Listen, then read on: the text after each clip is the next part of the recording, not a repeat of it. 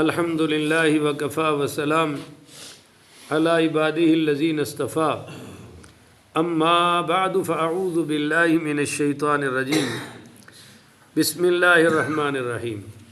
معزز سامعین، 11 دسمبر بروز سوموار 2023 بعد نماز فجر کا یہ درس قرآن تفسیر سورۃ الحج آیت نمبر 52 سے لے کر یہ جناب ہے آیت نمبر تقریباً 57 تک جاری رہے گا۔ اللہ تعالیٰ سے دعا ہے اللہ تعالیٰ مجھے اور آپ کو حق کے ساتھ سمجھنے کی توفیق عطا فرمائے اور پھر اس حق سچ پر عمل کرتے ہوئے زندگی گزارنے کی توفیق عطا فرمائے۔ کل یہ بیان ہو گیا تھا کہ والذین سعوا فی آیاتنا معاجزین، اور جو لوگ کوشش کرتے ہیں ہماری آیاتوں کی تردید میں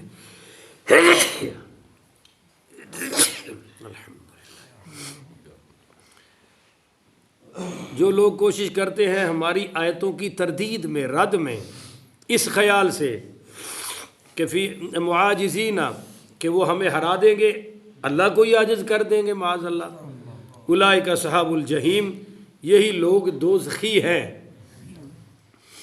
وما ارسلنا من قبلک من رسول، اسی پر میں نے کل چیلنج کیا تھا کہ اعلیٰ حضرت امام محمد رضا خان فاضل بریلوی رحمۃ اللہ علیہ کے فتوے پر جس کو شک ہو، اور پھر فتویٰ ان کا ذاتی نہیں، انہوں نے قرآن و حدیث سے نقل کیا ہے۔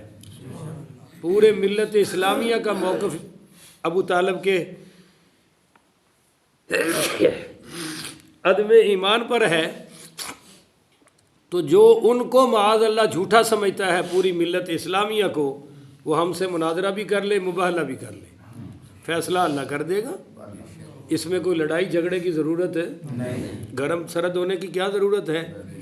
یا میدان سجا لو یا زبان بند کر لو، دو ہی راستے ہیں۔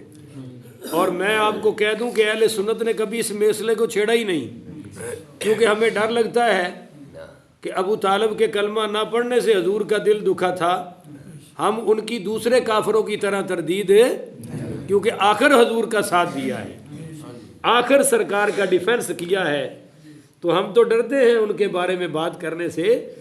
مگر چیلنج تو ان کو کیا ہے جو کہتے ہیں جی 1300 آیات کا انکار ہو جائے گا، اگر تم نے یہ کیا تو پھر یہ ہو جائے گا، اور جو ابو طالب کو مسلمان مومن نہیں مانتے، قرآن کے دشمن ہیں، حدیث کے دشمن ہیں، علی کے دشمن ہیں، وغیرہ وغیرہ، ان سے ہم نے کہا کہ بھائی ہمارے خون کے قطرے قطرے میں عشق علی ہے، تم یہ غلط فہمی کیوں ڈالتے ہو؟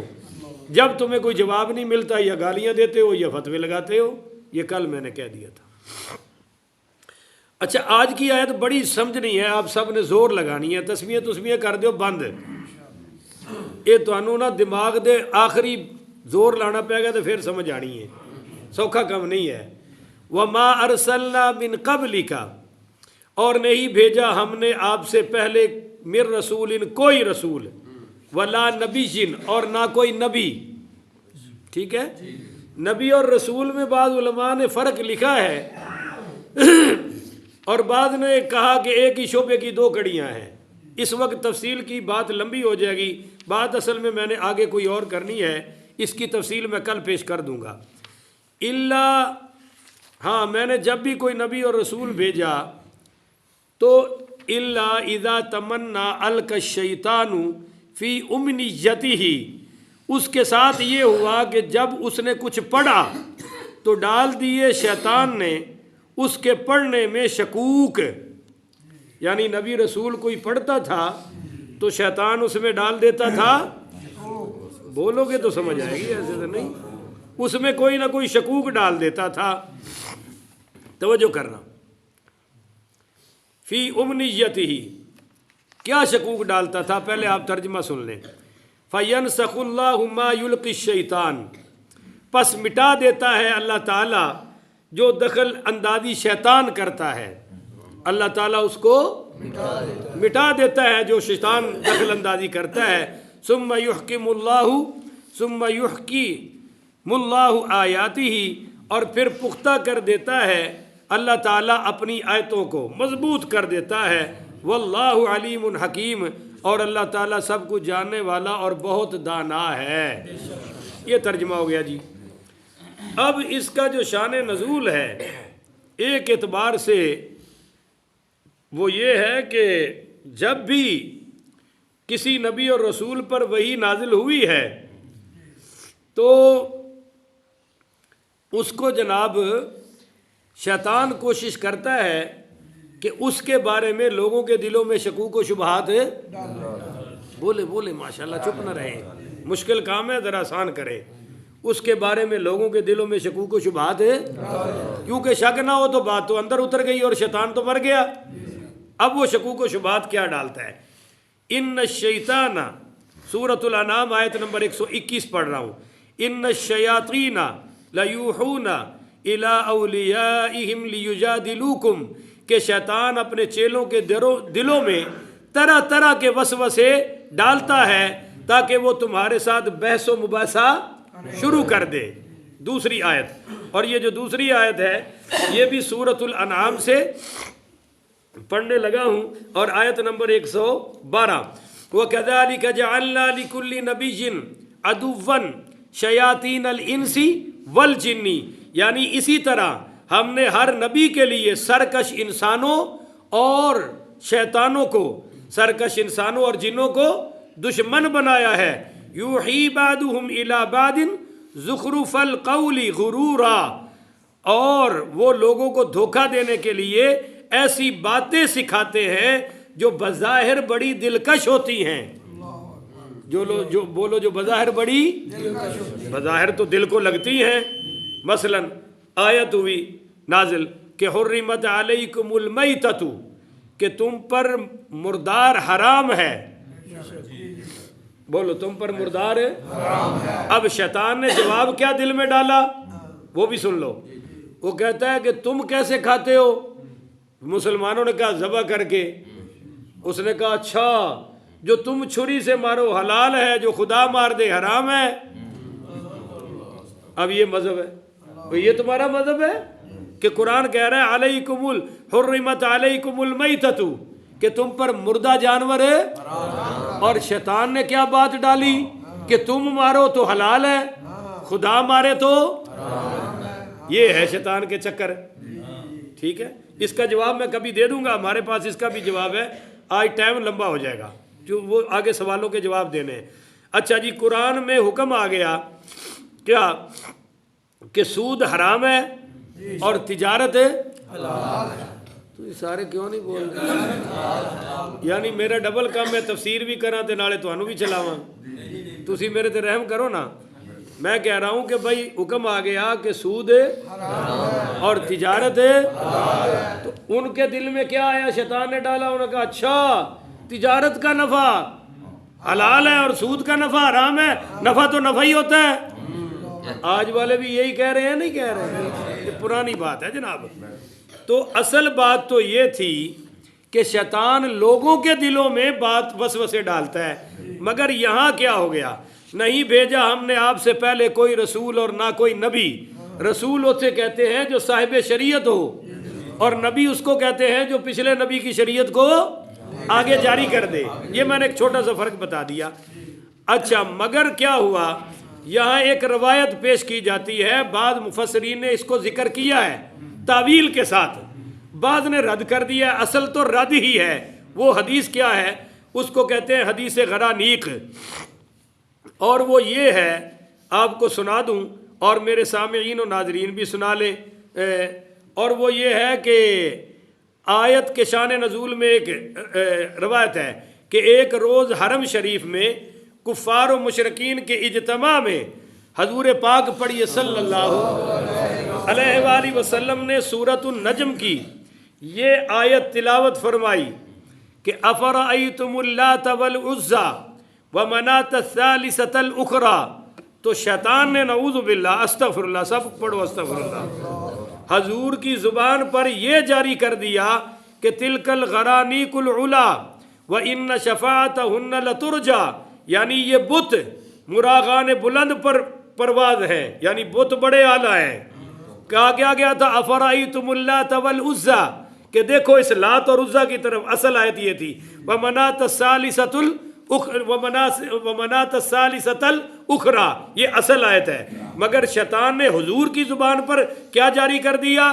تلک الغرانیق العلا، تلک الغرانیق العلا، کہ یہ جو بت ہے نا بڑے اعلیٰ ہیں۔ وَإِنَّ شَفَاعَتُنَّ لَتُرْجَى، اور ان کی شفاعت کی امید کی جا سکتی ہے۔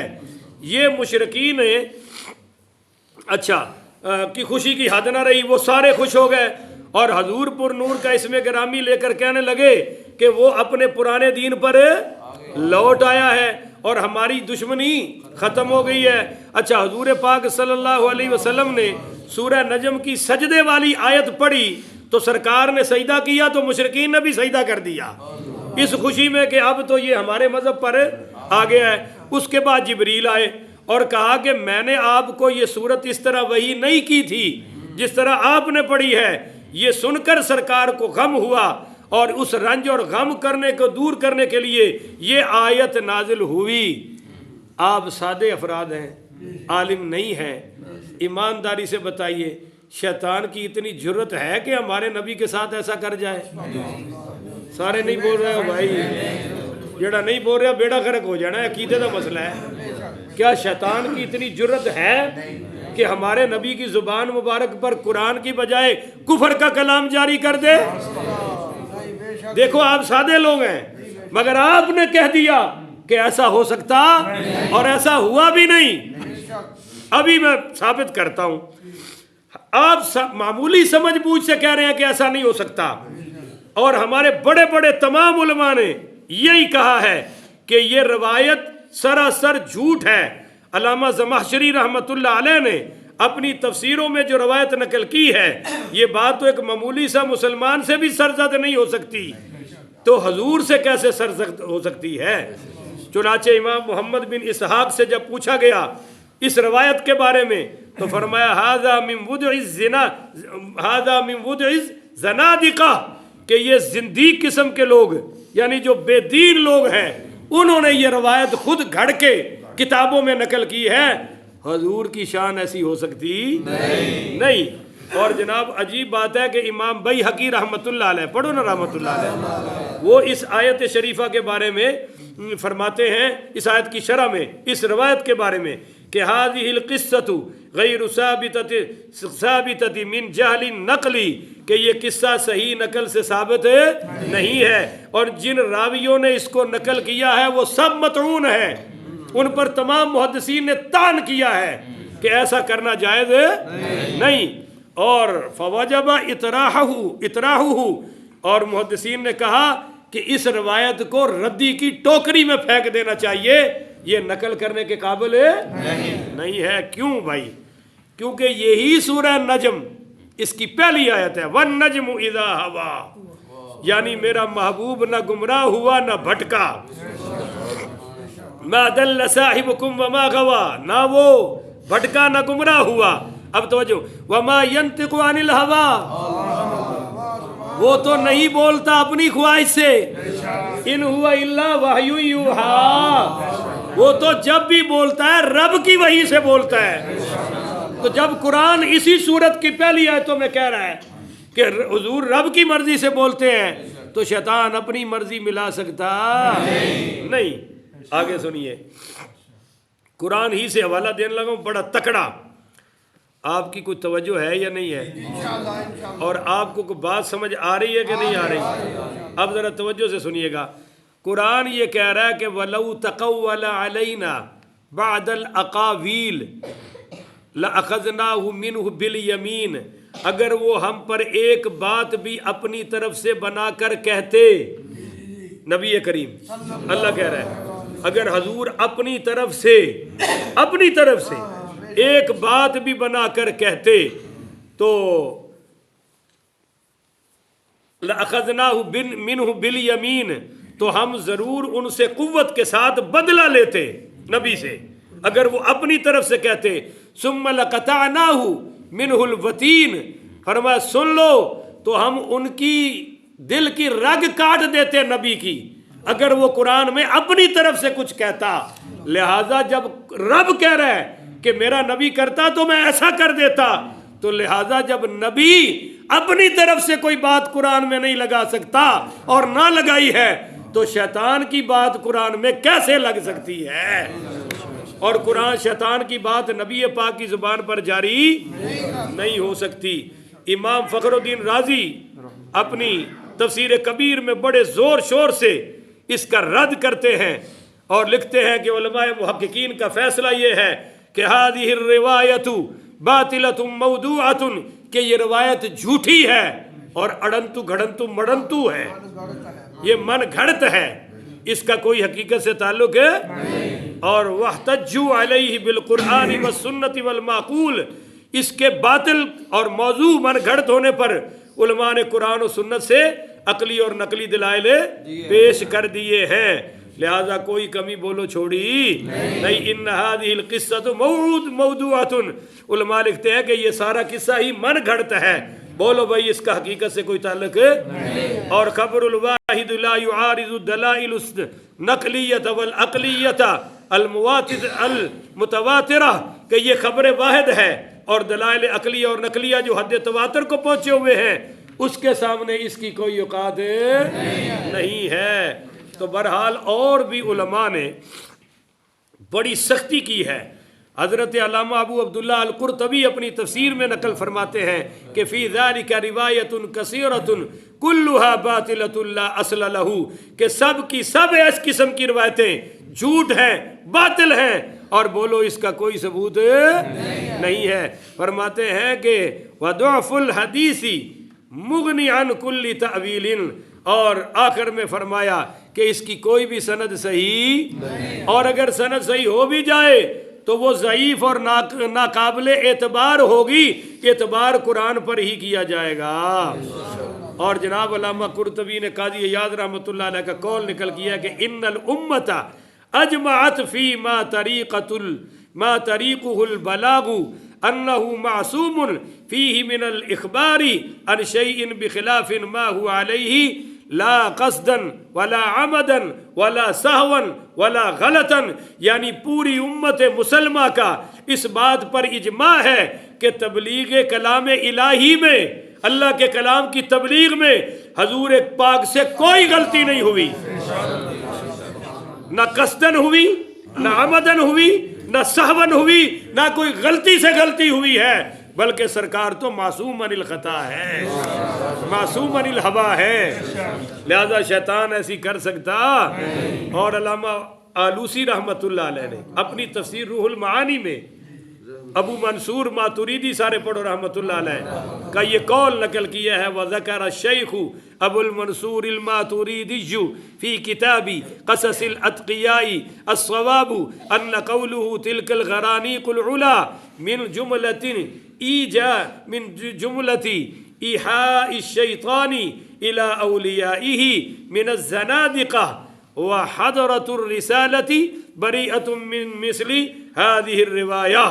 یعنی تلک الغرانیق العلا والی بات یہ ان باتوں میں سے ایک بات ہے جو شیطان نے اپنے زندیق قسم کے پیروکاروں کے دلوں میں ڈالتا ہے تاکہ وہ لوگوں کو اسلام سے دور کر سکیں. جناب رسالت مآب صلی اللہ علیہ وآلہ وسلم اس قسم کی روایتوں سے مبرہ، منزہ اور پاک ہے. قاضی ابو بکر ابن العربی الاندلسی جب اس آیت کی تفسیر کرنے لگے تو اس روایت کا ذکر کر کے ایسا معلوم ہوتا تھا کہ ان کو غضب آ گیا، غصہ آ گیا، اور انہوں نے غصے میں کہا ایک مستقل فصل لکھی اور تنبیہ الغبیشی علی مقدار النبیشی، اور لکھتے ہیں کہ وَنَرْجُو بِهِ عِنْدَ الْجَزَاءِ الْأَوْفَى فی مقام الزلقاء، کہ اس فصل کے لکھنے سے مجھے امید ہے کہ اللہ مجھے اپنے قربے میں عظیم جگہ عطا فرمائے گا. آج ہم بھی حضور کی صفائی بیان کر رہے ہیں، انشاءاللہ اللہ اسی صفائی کی وجہ سے مجھے، آپ کو، میرے سننے والے تمام سامعین سامعات کو اپنا قرب عطا فرمائے گا. کہو انشاءاللہ، پھر کہو آمین. تو اب آپ ذرا آیت کا ترجمہ پھر سن لیں کہ وما ارسلنا من قبلک من رسول، اور نہیں بھیجا ہم نے آپ سے پہلے کوئی رسول اور نہ کوئی نبی، الا اذا تمنا القى الشیطان فی امنیتہ، اس کے ساتھ یہ ہوا کہ جب اس نے کچھ پڑھا تو ڈال دیے شیطان نے اس کے پڑھنے میں شکوک کافروں کو. کس کو؟ پر اللہ کیا کرتا ہے؟ فَيَنْسَخُ اللَّهُ مَا يُلْقِي الشَّيْطَانُ، پس مٹا دیتا ہے اللہ تعالیٰ جو دخل اندازی شیطان کرتا ہے. ثُمَّ يُحْكِمُ اللَّهُ آيَاتِهِ، پھر پختہ کر دیتا ہے اللہ تعالیٰ اپنی آیتوں کو. واللہ علیم حکیم، اللہ سب کچھ جاننے والا بہت دانا ہے. لِيَجْعَلَ مَا يُلْقِي الشَّيْطَانُ فِتْنَةً لِلَّذِينَ فِي قُلُوبِهِمْ مَرَضٌ وَالْقَاسِيَةِ قُلُوبُهُمْ. توجہ سے سننا، یہ سب اس لیے تاکہ اللہ تعالیٰ بنا دے جو وسوسہ ڈالتا ہے شیطان ایک آزمائش لوگوں کے لیے جن کے دلوں میں بیماری ہے اور جن کے دل بڑے سخت ہیں. یہ آزمائش ہے شیطان کی باتیں، فتنہ ہے. کن کے لیے؟ جن کے دلوں میں بیماری ہے. بولو نا، جن کے دلوں میں. مثال کے طور پہ میں آپ کو بتاتا ہوں، حضرت علی پاک نے حضرت ابو بکر صدیق پاک کی بیعت کی. ہمارے پاس دلیل ہے، فوری کر دی. اب یہ پنجاب پارٹی کالے کہتے ہیں نہیں جی لیٹ کی. میں کہتا ہوں لیٹ کی کر دی. نہیں سمجھے ہو یار. تو اب بیعت والی بات لینی چاہیے یا لیٹ والی لینی چاہیے؟ بولو بولو یار بولو. لگتا کدے کدے میں کل ہی ٹھیک ہاں. او بھائی بیعت شروع سے کر دی یا لیٹ کر دی؟ کر دی تو کرنے پر بات ختم ہوگی نہیں ہوگی؟ پارا بڑ صاحب اب لیٹ والی بات لینی چاہیے یا کرنے والی لینی چاہیے؟ پر بھائی فی قلوبہم مرض، جن کے دلوں میں مرض ہے وہ کرنے والی نہیں لیتے، لیٹ والی لے لیتے ہیں. اب بتاتا ہوں، حضرت علی پاک اور حضرت امیر معاویہ لڑائی ہو گئی اور امام مولا علی پاک کے بیٹے نے صلح کر لی. سبحان اللہ، کیا سکا بیٹا. اب جن کا پتہ ہی نہیں 1947 کے بعد والے شانے ہیں بھنگی چرسی، علی سے لڑ پڑے، علی سے لڑ پڑے، اور وہ ہمارا دادا ہے، ہم نہیں مانیں گے معاویہ سے. میں نے کہا جڑا سکا اصلی پتر ہے جندے تو اگے نسل چلی ہے مولا علی پاک دی، وہ ہتھے بیعت کیتی کھڑوتا ہے تے تواڈے 2 نمبر ہونے واسطے تے اینی گل ہی کافی ہے. اچھی آکھو نا سبحان اللہ. او جعلی شانے او تواڈے میراثی ہونے واسطے تے اینی گل ہی کافی ہے. دین دے دشمنوں کہ مولا علی دا سکا پتر جنہوں جنت دی جوانی دے سرٹیفکیٹ حضور عطا کر گئے نے، انہوں بھی بیعت کی تھی. اور او مولا حسین جن دے نام تے بغض صحابہ دیا پڑیاں ونڈ رہے ہو، انہیں بھی بیعت کر لئی اور 20 سال انہوں کو وظیفے بھی وصول کیتے. حضرت امیر معاویہ نو خلیفہ بھی بنیا، وظیفے بھی وصول کیتے. ادھر تو کہندے ہو نبی کسے کافر دا نہیں کھاتا، تے جیڑا معاویہ کو 2 سال 20 سال وظیفے لوے، حسن حسین تے ہوئے بھی جنت دا سردار ہے، وہ بھی غلط بندے سے وظیفہ لے سکتے نہیں، کیونکہ حضرت حسین نے اس کے بیٹے کو غلط سمجھا، نہیں مانا. باپ کو غلط سمجھا ہوتا تو بھی نہ مانتے. جہاں حسین مانا سنی مان گئے، جہاں حسین نہیں مانا سنی جدید سے آج تک نہیں مانے اور قیامت تک نہیں مانیں گے انشاءاللہ. تم میں نہ عقل ہے نہ علم ہے نہ تمہارے عقیدے ٹھیک ہے، الٹا تم اہل سنت پر حملہ آور ہو. تو سن لو جناب، حضرت امام حسن کو معاویہ سے کوئی شکایت نہیں رہی. چلو سوال کرتے ہیں، اس بات کو چھوڑیں. اب وہ لڑائی دیکھنی چاہیے یا صلح دیکھنی چاہیے؟ بھائی بولو، آپ لوگ پرے پنجاب والے ہو، کیونکہ لڑائی تو ہوئی مگر بیٹوں نے صلح کر لی. تو اب صلح پکڑے یا لڑائی پکڑے؟ مگر فی قلوبہم مرض، جن کے دلوں میں مرض ہے بغض صحابہ کا، وہ جناب والقاسیۃ قلوبہم، دل ان کے بڑے سخت ہیں، وہ صلح ماننے کو تیار وَإِنَّ الظَّالِمِينَ لَفِي شِقَاقٍ بَعِيدٍ، بے شک ظالم لوگ مخالفت میں بہت دور نکل جاتے ہیں۔ میں نے کلپ ریکارڈ کروایا ہے تو جواب دو نا دلیل سے۔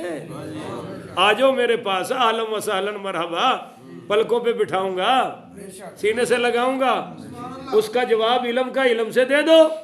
پر میرا کومنٹ باکس رات کا بھرا پڑا ہے۔ کل جو کلپ بارہ صاحب یہاں ریکارڈ کیا تھا 16,000 بندے سن چکے ہیں، اور جو رات کل درس والا تھا وہ بھی تقریباً 600 سے اوپر چلا گیا ہے، اور ہزاروں لوگ جو فیس بک کے علاوہ وہ بھی سن رہے ہیں، مگر کمنٹ باکس گالیوں پہ بھرا پڑا ہے، مجھے گالیاں دے رہے ہیں، اور میں سید ہوں، جاؤ گالیاں تمہیں پھر معاف کر دی۔ ہم گالیوں کا جواب گالی سے دینے والے، تم گالیاں دو، ہم تمہیں دعائیں دیں گے۔ وہ تمہارا ظرف ہے، یہ ہمارا ظرف ہے، کیونکہ ہم تو حسن کے بیٹے ہیں۔ ہمارے باپ نے ہی تو معاویہ سے صلح کی تھی، اب ہم اپنے باپ دادے کو دیکھیں یا تمہاری کوڑی بوتیاں دیکھیں؟ تو تمہیں یہ گالیاں مبارک ہوں، ہمیں مولا حسن حسین کی صلح مبارک ہو۔ لو جی ترجمہ کریں، کیونکہ ماسٹر صاحب سے وعدہ ہے کہ بات لمبی نہیں کرتے، بس ترجمہ کر کے ختم۔ وَلِيَعْلَمَ الَّذِينَ، نیز اس میں ایک حکمت یہ بھی ہے کہ جان لیں، اوتوا العلم، وہ لوگ جنہیں علم بخشا گیا ہے، کہ انہ الحق من ربک، کہ کتاب حق ہے آپ کے رب کی طرف سے، فَيُؤْمِنُوا بِهِ، تاکہ ایمان لائیں اس کے ساتھ، فَنُخْبِتَ لَهُ قُلُوبُهُمْ، اور اس کے ساتھ جھک جائیں اس کی سچائی کے آگے ان کے دل۔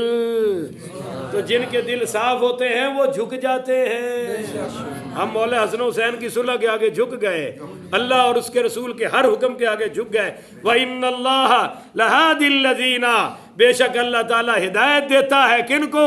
ان لوگوں کو جو ایمان لے آئے، ایمان والوں کو، اِلَى صِرَاطٍ مستقیم، سیدھے راستے کی طرف۔ وَلَا يَزَالُ الَّذِينَ كَفَرُوا، اور ہمیشہ شک میں مبتلا رہیں گے کفار، ہمیشہ شک میں مبتلا رہیں گے، فی مریۃ منہ، اس کے بارے میں، حتیٰ تأتیہم الساعۃ، یہاں تک کہ آ جائے ان پر قیامت بغتتاً، اچانک، او یأتیہم عذاب یوم عقیم، یا آ جائے ان پر عذاب منحوس دن کا، کہ جس دن کوئی خیر ہے، پھر یہ مانیں گے عذاب پر یا قیامت پر۔ الملک یومئذ للہ، حکمرانی اس روز صرف اللہ کی ہوگی۔ اس روز حکمرانی کس کی ہوگی؟ آئی تے ہر ملک دا وزیر اعظم ہے، بادشاہ، پنڈ میں چودھری بھی حکمرانی ہے، گھر میں خامد بھی حکمران ہے۔ یحکم بینہم، وہی فیصلہ فرمائے گا لوگوں کے درمیان، اصل فیصلے تے اللہ کرے گا۔ فالذین آمنوا وعملوا الصالحات، پس جو لوگ ایمان لائے اور انہوں نے نیک عمل کیے، فی جنات النعیم، تو وہ نعمت و احسان کے باغوں میں قیام پذیر ہوں گے۔ والذین کفروا، اور جنہوں نے کفر کیا، وکذبوا بآیاتنا، اور جھٹلا دیا ہماری آیتوں کو، فاولئک لہم عذاب مہین، تو یہ وہ بد نصیب ہیں جن کے لیے رسوا کن عذاب ہوگا، ذلیل کرنے والا عذاب ہوگا۔ اللہ تعالیٰ ان کافروں سے ہمیں محفوظ فرمائے، اللہ مومنوں کی لسٹ میں ہمیں شامل فرمائے۔ آخر ودعوانا ان الحمدللہ رب العالمین۔